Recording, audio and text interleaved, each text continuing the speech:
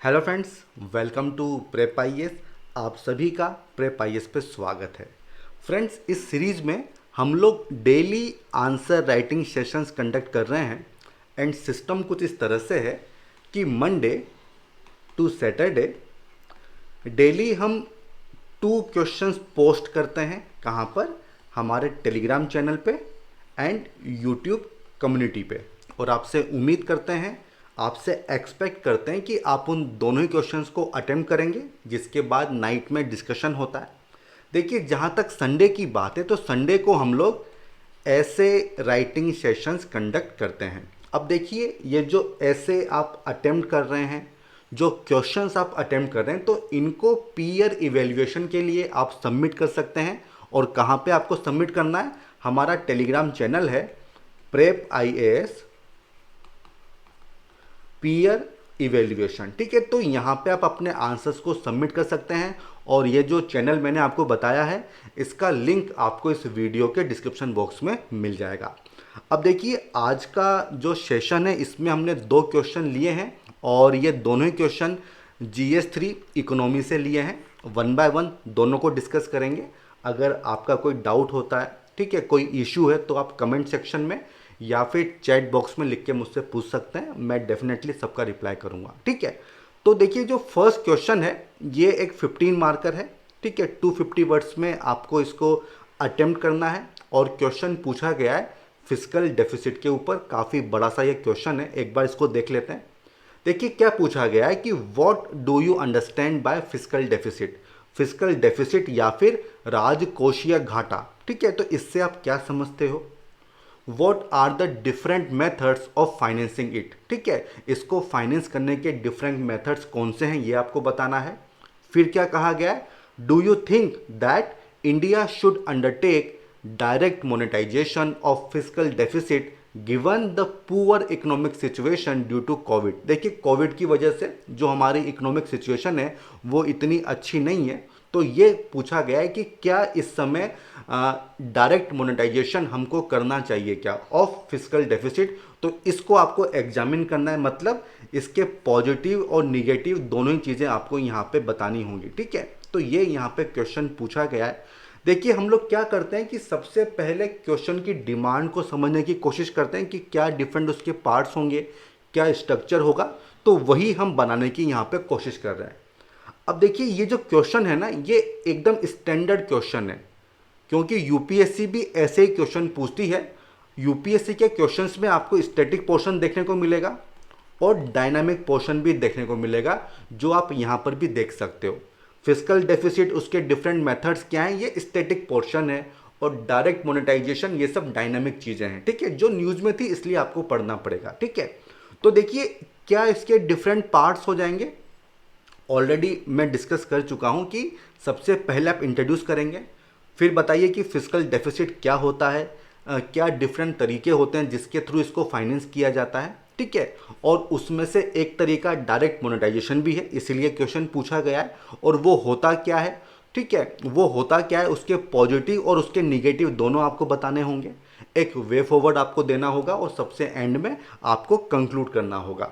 तो देखिए, आप लोग देख पा रहे होंगे कि काफ़ी सारे पार्ट्स यहाँ पे हो गए हैं और ये एक 15 मार्कर है।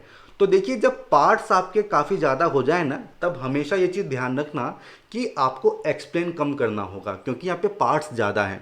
ऐसा नहीं होना चाहिए कि आप लोग पूरा एक पेज केवल फिजिकल डेफिसिट को एक्सप्लेन कर रहे हो। उसमें क्या होगा कि जो आपके बाकी पार्ट्स हैं ना, वो छूट जाएंगे। तो ये चीज़ आपको ध्यान देनी होगी, पहली चीज़।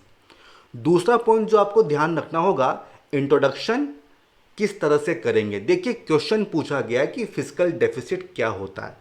तो आप चाहें तो फिजिकल डेफिसिट को आप एक्सप्लेन कर दो, कहाँ पे? इंट्रोडक्शन में ही। तो यहाँ पे क्या होगा, आपका एक पार्ट बच जाएगा, आपका स्पेस बचेगा, आपका टाइम बचेगा, और क्वेश्चन की जो डिमांड है वो तो आप फुलफिल कर ही रहे हो। तो ये सब चीज़ें आपको ध्यान में रखनी होंगी जब आप किसी क्वेश्चन को, जिसमें काफ़ी सारे पार्ट्स हैं, जब आप उनको अटेम्प्ट करने की बात करते हो। ठीक है, तो ये चीज़ हो गई, इसको ध्यान में रखना। अब देखिए, इस क्वेश्चन की जो मेन डिमांड है वो क्या है? वो ये है कि फिजिकल डेफिसिट क्या होता है, ये आपको पता होना चाहिए। देखिए, थोड़ा सा ब्रीफ में मैं आपको बता देता हूँ। देखिए, जब हम गवर्नमेंट की बात करते हैं तो गवर्नमेंट के पास दो चीज़ें आप देख सकते हो कि एक तो उसकी इनकम होती है, ठीक है, इसको क्या बोलोगे, रिवेन्यू बोलते हो। एक क्या होता है, एक्सपेंडिचर, खर्चे होंगे। किस तरह के खर्चे, भाई आपको सैलरी देनी है, ठीक है, डीबीटी करना है, सब्सिडी देनी है, ठीक है, काफ़ी कुछ खर्चे होते हैं गवर्नमेंट के, उसको क्या बोलोगे आप, एक्सपेंडिचर, ठीक है। तो देखिए आइडियल सिनेरियो क्या है कि भाई जो आपकी इनकम है वो या तो एक्सपेंडिचर से ज़्यादा हो या बराबर हो, ठीक है, आइडियल सिनेरियो तो यही है। लेकिन जब आपके खर्चे ज़्यादा हो जाएं, जब आपके खर्चे ज़्यादा हो जाएं और आपकी इनकम कम हो जाए, ठीक है, तब जो चीज़ सामने आती है, तब हम बात करते हैं फिस्कल डेफिसिट की। मतलब आपके खर्चे ज़्यादा हैं लेकिन आपकी इनकम कम है, तो इस सिनेरियो को हम कहते हैं फिस्कल डेफिसिट। देखिए अभी कोविड के टाइम पे रिवेन्यू काफ़ी कम हो गया है, टैक्स वगैरह कम मिलता है गवर्नमेंट को, ठीक है, लेकिन खर्चे तो होते ही हैं ना, क्योंकि गवर्नमेंट को एक्सपेंडिचर तो करना होगा, वेलफेयर स्टेट है, आपको सैलरी भी देनी है, ठीक है, आपको सब्सिडीज वगैरह भी देनी है, सब काम करने हैं, तो एक्सपेंडिचर तो बने रहते हैं, लेकिन इनकम कम हो गई है। तो भाई आप ऐसे समझो कि मान लो इनकम 100 रुपये की है लेकिन खर्चे 150 रुपीज़ के हैं, तो बात आती है कि ये 50 रुपीज़ कहाँ से आएंगे। तो इसके लिए गवर्नमेंट को बोरो करना होगा, आप समझ लो कि पैसा उधार लेना होगा, और ये जो बोरोइंग होती है ना, इसी को कहा जाता है फिस्कल डेफिसिट। एकदम आम भाषा में, एकदम सिंपल लैंग्वेज में मैंने आपको समझाया है कि फिस्कल डेफिसिट क्या होता है। ये जो गवर्नमेंट जो पैसा बोरो करती है ना, इसी को कहा जाता है फिस्कल डेफिसिट। अब देखिए फिस्कल डेफिसिट अगर ज़्यादा है, मतलब बोरोइंग ज़्यादा है, आप समझ लो कि अगर आपके ऊपर उधारी काफ़ी ज़्यादा है तो आप हमेशा टेंशन में रहोगे। तो वही बात यहाँ पर है कि अगर फिस्कल डेफिसिट ज़्यादा होगा ना, तो वो सिचुएशन हमारे इकोनॉमी के लिए अच्छी नहीं है। और इसीलिए देखिए एफआरबीएम एक्ट आया था और उसने इसको लिमिट किया था 3% ऑफ जीडीपी की, इससे भाई ज़्यादा मत रखो। लेकिन 2021 में क्या देखने को मिला, 9.3% ऑफ जीडीपी इतना फिस्कल डेफिसिट हो गया। और इसीलिए क्वेश्चन आप देख रहे हो कि भाई इतना सारा बोरोइंग करना है, तो भाई ये बोरोइंग कहाँ से करें, ठीक है, तो वहां से बात आ रही है डायरेक्ट मोनेटाइजेशन की, ठीक है। तो इस तरह से आपको चीज़ों को समझना होगा, ठीक है।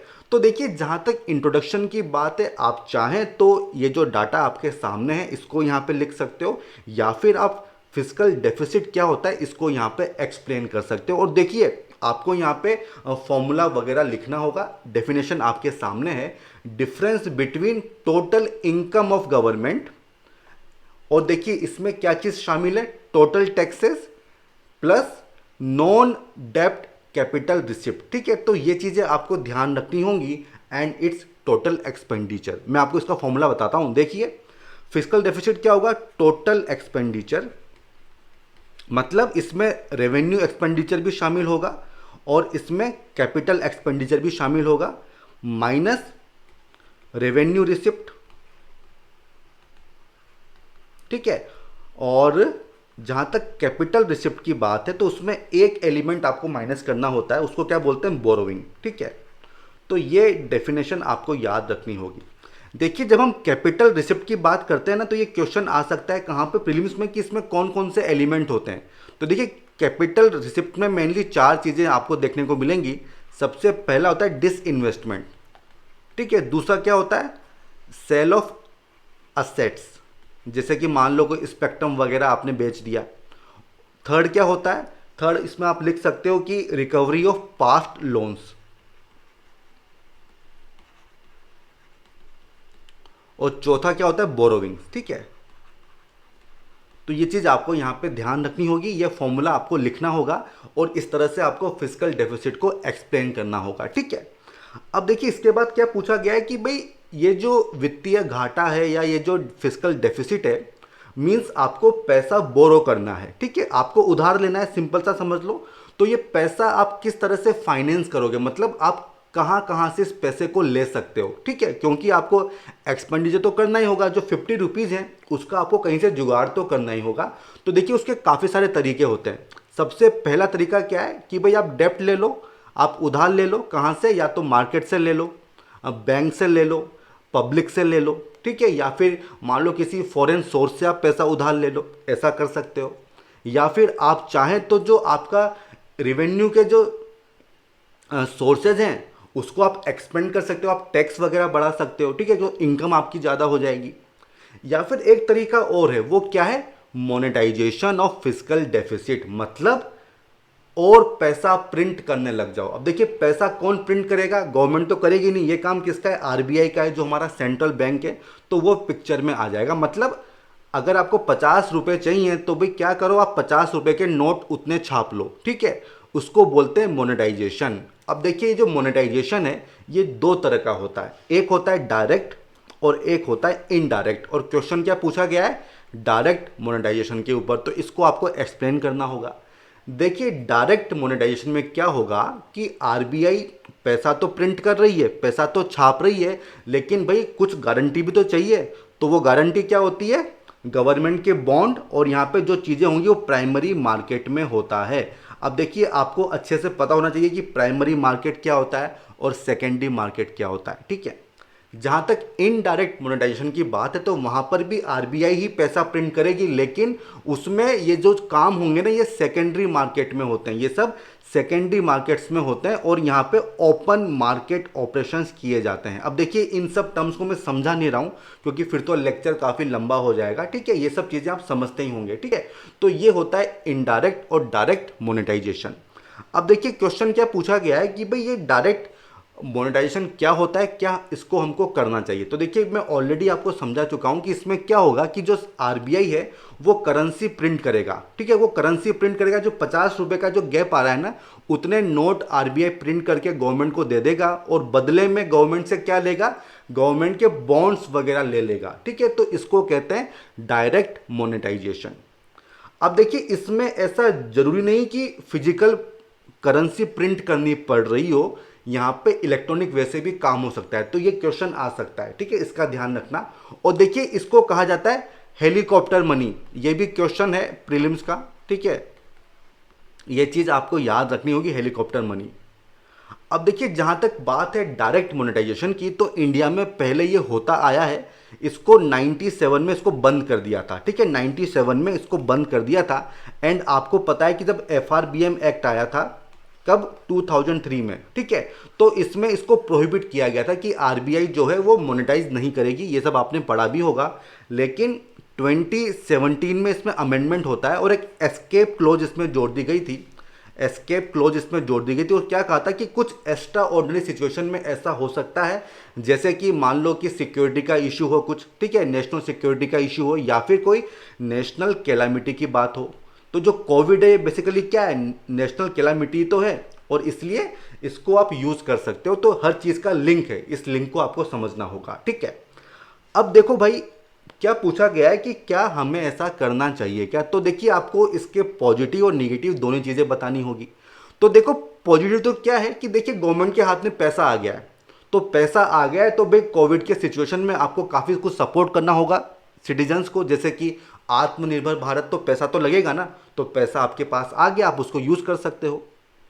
दूसरा, मिटिगेटिंग डिफ्लेशन, देखो अगर प्राइसेस काफी कम है और अगर गवर्नमेंट पैसा खर्च कर रही है तो क्या होगा, लोगों के पास हाथ में पैसा आएगा, पैसा आएगा तो वो उनकी डिमांड बढ़ेगी, डिमांड बढ़ेगी, वो स्पेंड करेंगे, तो इससे क्या होगा कि जो इंडस्ट्रीज हैं वो अपना प्रोडक्शन चालू करेंगी, तो इससे क्या हुआ कि मॉडरेट इन्फ्लेशन हो सकती है, ठीक है, तो ये चीज़ हो जाएगी। देन मेंटेनिंग फाइनेंशियल स्टेबिलिटी, अब देखो इस चीज़ को आप समझो, मेंटेनिंग फाइनेंशियल स्टेबिलिटी, देखो अगर गवर्नमेंट मार्केट से पैसा उठाती है, ठीक है, क्योंकि देखो कोविड के टाइम पे लोगों की इनकम काफ़ी कम हो गई, तो सेविंग भी कम हो जाएगी, ऑब्वियस सी बात है।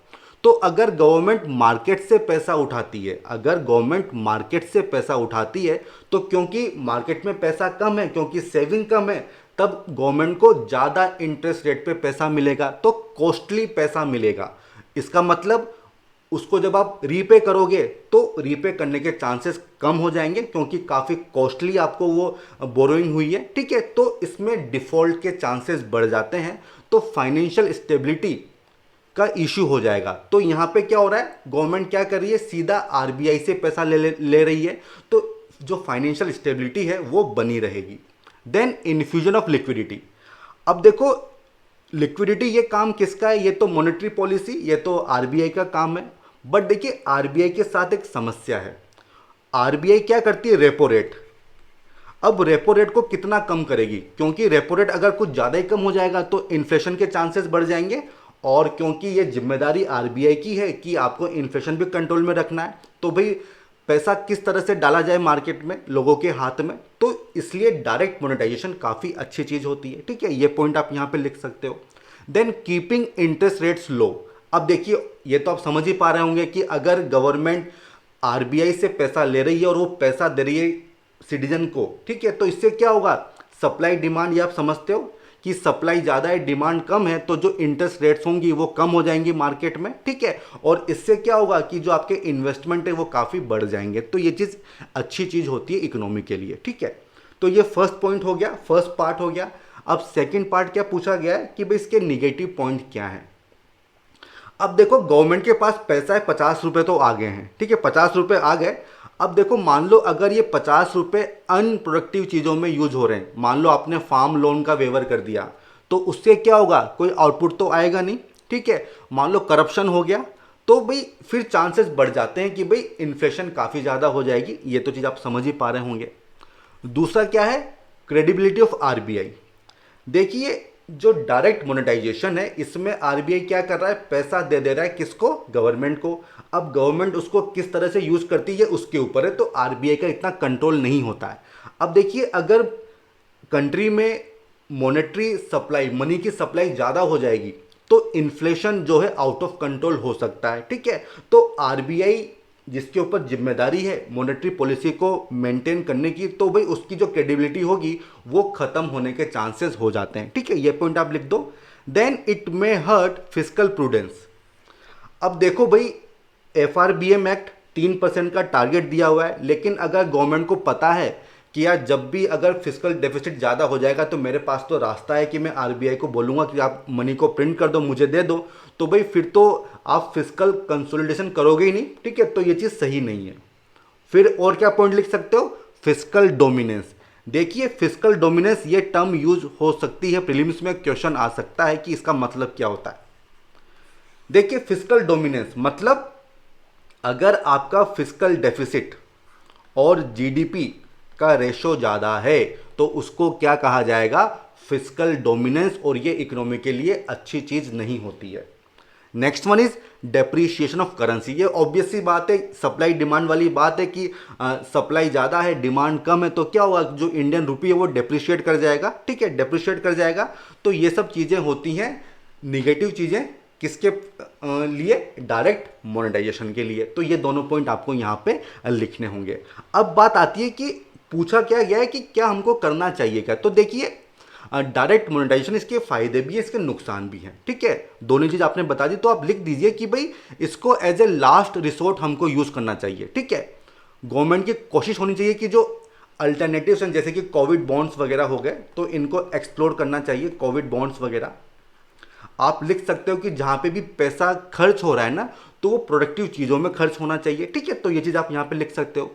इसके अलावा देखो, एक पॉइंट और है, वो ये कि आज की डेट में आरबीआई क्या कर रहा है, एक उसको क्या बोलते हैं, जीसैप। ठीक है, गवर्नमेंट सिक्योरिटी एक्विजिशन प्रोग्राम। तो इसके तहत आरबीआई क्या कर रहा है, गवर्नमेंट की सिक्योरिटी ले रहा है और जो मार्केट है उसमें लिक्विडिटी को इन्फ्यूज कर रहा है। ठीक है, तो अभी इससे काम चल रहा है, तो फिलहाल तो इसकी जरूरत नहीं है, ये भी आप लिख सकते हो। लेकिन मान लो अगर ये भी काम नहीं करता है तो एज ए लास्ट रिसोर्ट हम इसको कर सकते हैं, ये आप यहाँ पे लिख सकते हो, और इसी से आप कंक्लूड भी कर सकते हो। ठीक है, कि जब इमरजेंसी सिचुएशन होती है उसके लिए पावरफुल टूल है, लेकिन आपको क्या इंश्योर करना होगा कि इसका जो इस्तेमाल है वो प्रोडक्टिव चीज़ों में होना चाहिए। ठीक है, एंड जितने भी पॉइंट मैंने आपको समझाए हैं वो भी कुछ आप यहाँ पे लिख सकते हो। ठीक है, तो इस तरह से आप यहाँ पे कंक्लूड कर सकते हो।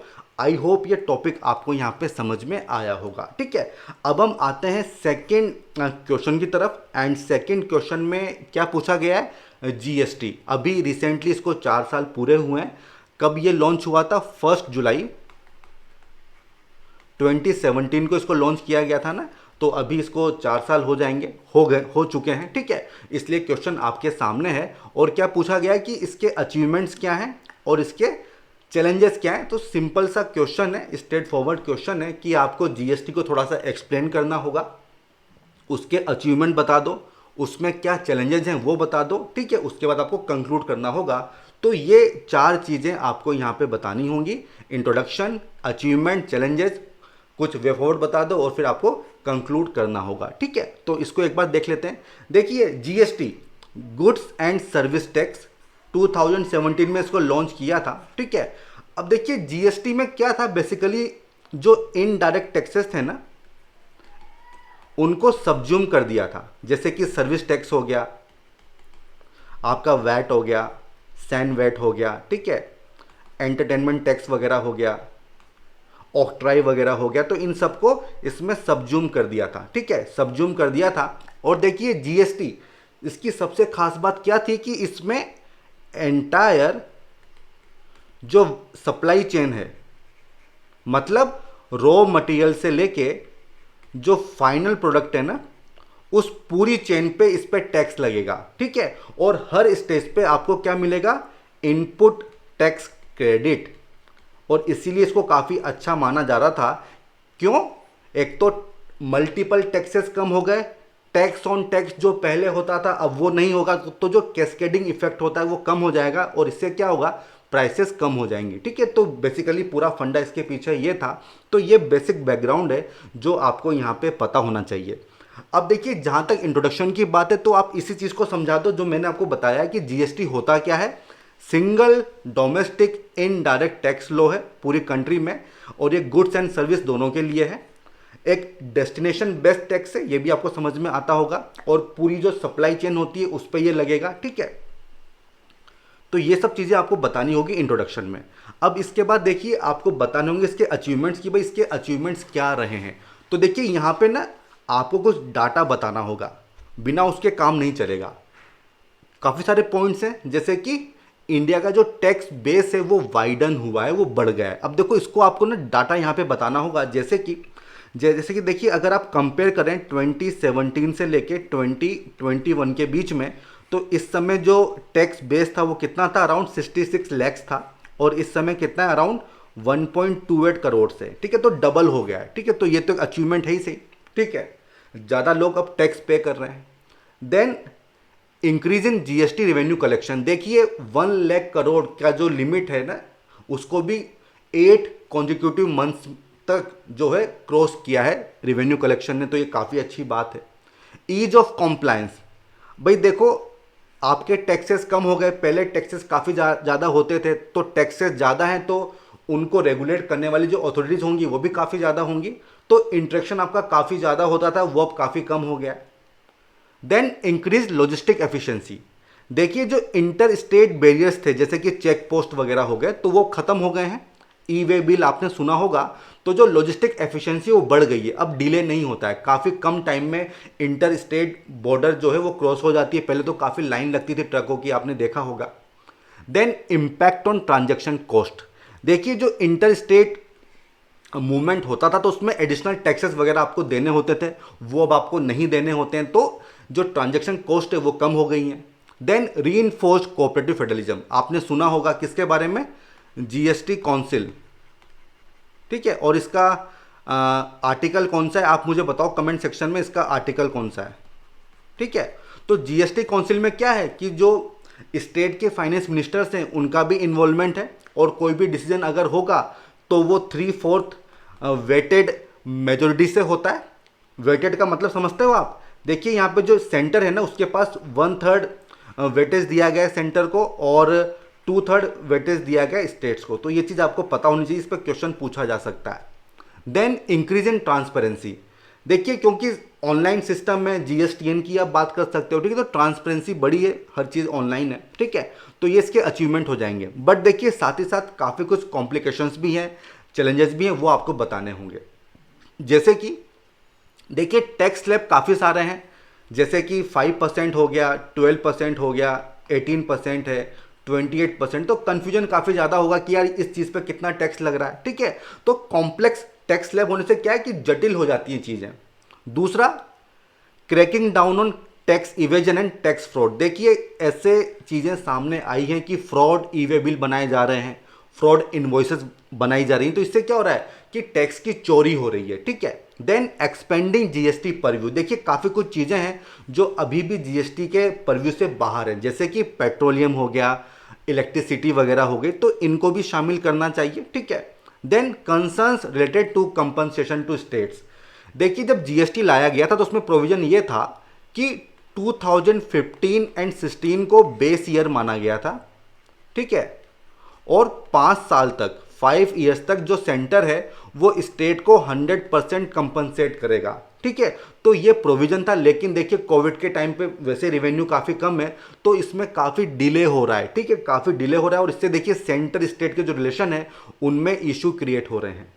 देन डिले इन रिफॉर्म्स, देखिए काफ़ी कुछ रिफॉर्म्स करने हैं, जैसे कि जो टैक्स स्लैब्स हैं भाई इनको कम करो, तो इनमें काफ़ी टाइम लग रहा है। और देखिए यहाँ पे एक पॉइंट और ऐड कर सकते हो, सेस एंड सरचार्ज, जो सेंट्रल गवर्नमेंट है ना वो इनका काफ़ी ज़्यादा यूज़ कर रही है, और देखिए इनमें क्या होता है, स्टेट को कुछ नहीं मिलता, तो स्टेट इस वजह से भी काफ़ी इश्यूज क्रिएट कर रहे हैं।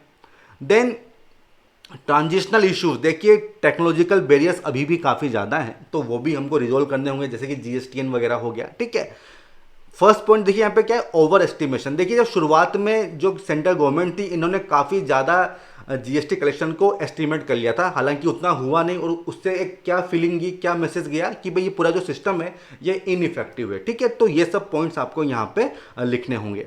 अब बात आती है वे फॉरवर्ड, क्या सोल्यूशन आप बता सकते हो। देखिए जो इश्यूज आपने बताए हैं उन्हीं को रिजोल्व कर दो, जैसे कि जो कॉम्प्लायंस रिजाइम है उसको थोड़ा और अच्छे से हमको बनाना चाहिए, आराम से आप फाइल वगैरह कर सको।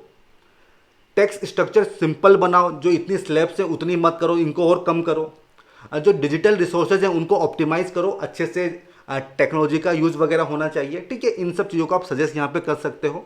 एंड किस तरह से कंक्लूड करोगे, देखिए जो कोऑपरेटिव फेडरलिज्म है, ठीक है, उसको प्रमोट करना चाहिए, जो इश्यूज हैं उनको हमको टाइमली रिजोल्व करना चाहिए, जो सेंट्रल स्टेट के बीच में डिस्प्यूट्स हैं, क्योंकि पूरा खेल पैसे का है, ठीक है, और जीएसटी उसी के लिए बनाया गया था, तो इसके लिए दोनों के बीच में जो भी इश्यूज हैं उनको हमको टाइमली रिजोल्व करना चाहिए। तो इस तरह से आप यहाँ पे कंक्लूड कर सकते हो। तो देखिए ये दोनों क्वेश्चन हमने यहाँ पे डिस्कस कर लिए हैं। अब हम क्या करेंगे, एक लर्नर की आंसर शीट देख लेते हैं। देखिए इन्होंने शुरुआत में फिस्कल डेफिसिट को डिफाइन किया है, तो ये चीज़ सही है। 9% की बात आपने बताई, तो ये चीज़ भी सही है। फिर आपने बताया कि 2 major methods of financing, monetization and borrowing. देखो यहाँ पे आपने कुछ डायमेंशन मिस कर दिए हैं भाई, आप रेवेन्यू भी तो बढ़ा सकते हो ना, और बोरोइंग तो ये कहाँ कहाँ से हो सकती है, इंटरनल हो सकती है, एक्सटर्नल हो सकती है, तो ये सब चीज़ें आपको यहाँ पे लिखनी चाहिए। और जो मोनेटाइजेशन है ये भी 2 तरह का होता है, डायरेक्ट और इनडायरेक्ट, तो ये आपको यहाँ पे मेंशन करना चाहिए था, ठीक है। बोरोइंग फ्रॉम मार्केट, देखो एक्सप्लेन नहीं करना है, मैंने आपको कहा था कि काफ़ी सारे पार्ट्स हैं तो हर चीज़ आप एक्सप्लेन नहीं करोगे, तो इसको एक्सप्लेन करने की यहाँ पे ज़रूरत आपको नहीं है। फिर आपने क्या बताया, मोनेटाइजेशन ऑफ डेफिसिट, उसको आपने डिफाइन किया है कि प्राइमरी मार्केट, तो देखो ये होता है डायरेक्ट मोनेटाइजेशन, तो हेडिंग आपकी सही होनी चाहिए, डायरेक्ट मोनेटाइजेशन, और उसमें लिखो, ठीक है। उसके इश्यूज क्या है, इन्फ्लेशन, ठीक है, हाई इंटरेस्ट रेट, देखो ये चीज़ सही नहीं है ना, क्योंकि जो गवर्नमेंट है वो तो आरबीआई से पैसा ले रही है, मार्केट से नहीं ले रही है, तो इंटरेस्ट रेट तो वहाँ पे कम ही रहेंगी, तो ये चीज़ आपको थोड़ा सा इसको सही से आपको लिखना होगा। फिर आपने क्या बताया कि इसको हमको कंप्लीटली यूज़ नहीं करना चाहिए, क्योंकि इससे कुछ रीजंस हैं, फ्यूल इन्फ्लेशन, तो देखो इन्फ्लेशन आप पहले भी लिख चुके हो, क्राइसिस इन पास्ट, सही बात है, जो 1991 का था बीओपी उसमें इसका भी रोल था, वैल्यू ऑफ रूपी डेप्रिशिएट, ये भी सही बात है, लेकिन और भी कुछ पॉइंट्स है जो आपने मिस कर दिए हैं। आप फिस्कल प्रूडेंस की यहाँ पे बात कर सकते थे, ठीक है, डोमिनेंस की आप बात कर सकते थे, ठीक है, तो वो अच्छे पॉइंट्स है जो आपने मिस कर दिए।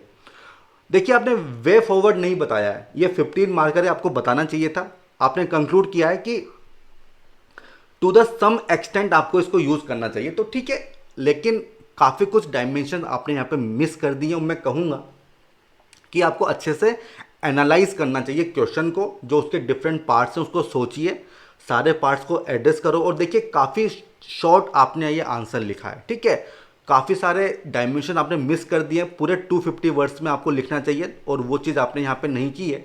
मैं आपको कहूँगा कि जो मेंस की जो वर्क बुक आती है ना, उस पर आप आंसर्स लिखो, तो वहाँ पे आपको आइडिया लग जाएगा कि आपकी वर्ड लिमिट जो है वो क्रॉस हो रही है कि नहीं हो रही है, तो वो चीज़ आपको यहाँ पे करनी चाहिए, ठीक है। बाकी आपका अटेम्प्ट अच्छा है, लेकिन काफ़ी कुछ इंप्रूवमेंट आप कर सकते हो।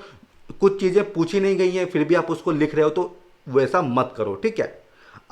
अब आते हैं सेकंड क्वेश्चन की तरफ। देखिए इन्होंने करंट अफेयर से स्टार्ट किया है, तो आपका इंट्रोडक्शन अच्छा है। फिर आपने जीएसटी को एक्सप्लेन किया है कि right from the manufacturer to the consumer, मतलब पूरा सप्लाई चेन की आप बात कर रहे हो।